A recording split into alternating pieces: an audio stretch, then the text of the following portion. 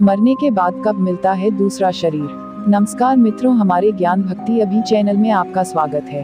अगर आप हमारे चैनल पर पहली बार आए हैं तो हमारे चैनल को सब्सक्राइब जरूर करें, साथ ही साथ अपने दोस्तों के साथ शेयर करें।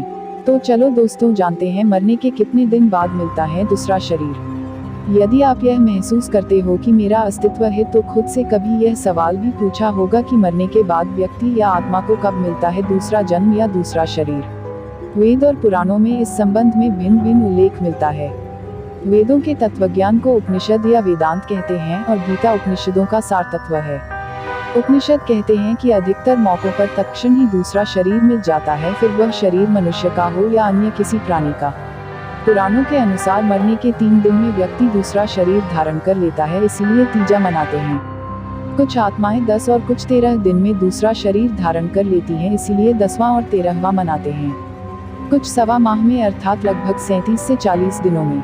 यदि वह प्रेत या पितर योनि में चला गया हो तो यह सोचकर 1 वर्ष बाद उसकी बरसी मनाते हैं। अंत में उसे 3 वर्ष बाद गया में छोड़कर आ जाते हैं। वह इसलिए कि यदि तू प्रेत या पितर योनि में है तो अब गया में ही रहना, वहीं से तेरी मुक्ति होगी। पंचकोश, 3 प्रमुख शरीर और चेतना के 4 स्तर। पहले खुद की स्थिति को समझेंगे तो स्वतः ही खुद की स्थिति का ज्ञान होने लगेगा। यह आत्मा पंचकोश में रहती है और 4 तरह के स्तरों या प्रभावों में जीती है। पंचकोश 1 जड़, 2 प्राण, 3 मन, 4 बुद्धि और 5 आनंद। आपको अपने शरीर की स्थिति का ज्ञान है। इसे जड़ जगत का हिस्सा माना जाता है, अर्थात जो दिखाई दे रहा है, ठोस है। आपके भीतर जो श्वास और प्रश्वास प्रवाहित हो रही है, इसे रोक देने से यह शरीर नहीं चल सकता। इसे ही प्राण कहते हैं। शरीर और प्राण के ऊपर मन है। 5 इंद्रियों से आपको जो दिखाई, सुनाई दे रहा या महसूस हो रहा है, उसका प्रभाव मन पर पड़ता है और मन से आप सुखी या दुखी होते हैं। मन से आप सोचते हैं और समझते हैं।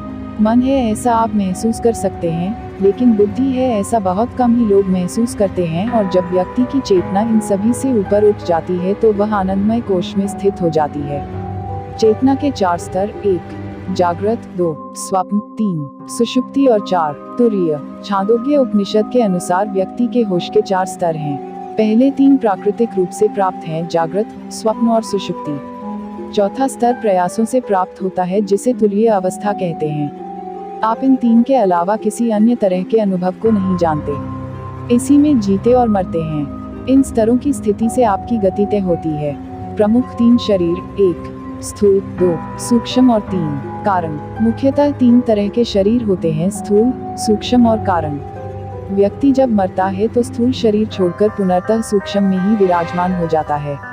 ऐसा शरीर जो उसे दिखाई तो नहीं देता, लेकिन महसूस होता है। सूक्ष्म शरीर का क्षय हो सकता है, लेकिन आत्मा बीजरूपी कारण शरीर में विद्यमान रहती है। यह कारण शरीर लेकर ही आत्मा नया जन्म धारण करती है, जिसमें अगले पिछले सभी जन्म संरक्षित रहते हैं। पम श्रीराम शर्मा आचार्य कहते हैं कि मरने के उपरांत नया जन्म मिलने से पूर्व जीवधारी को कुछ समय सूक्ष्म शरीरों में रहना पड़ता है। उनमें से जो अशांत होते हैं उन्हें प्रेत और जो निर्मल होते हैं उन्हें पितर प्रकृति का निष्प्रिय उदारचेता, सहज सेवा, सहायता में रुचि लेते हुए देखा गया है। पंडित जी का मानना है कि मरणोपरांत की थकान दूर करने के उपरांत संचित संस्कारों के अनुरूप उन्हें धारण करने के लिए उपयुक्त वातावरण तलाशना पड़ता है। इसके लिए प्रतीक्षा करनी पड़ती है। वह समय भी सूक्ष्म शरीर में रहते हुए ही व्यतीत करना पड़ता है। ऐसी आत्माएं अपने मित्रों, शत्रुओं, परिवारीजनों एवं परिचितों के मध्य ही अपने अस्तित्व का परिचय देती रहती हैं। प्रेतों की अशांति संबद्ध लोगों को भी हैरान करती हैं। पितर वे होते हैं जिनका जीवन सज्जनता के सतोगुणी वातावरण में बीता है। वे स्वभावतः सेवा व सहायता में रुचि लेते हैं। उनकी सीमित शक्ति अपनों परायों को यथासंभव सहायता पहुंचाती रहती है। इसके लिए विशेष अनुरोध नहीं करना पड़ता। जरूरतमंदों की सहायता करना उनका सहज स्वभाव होता है।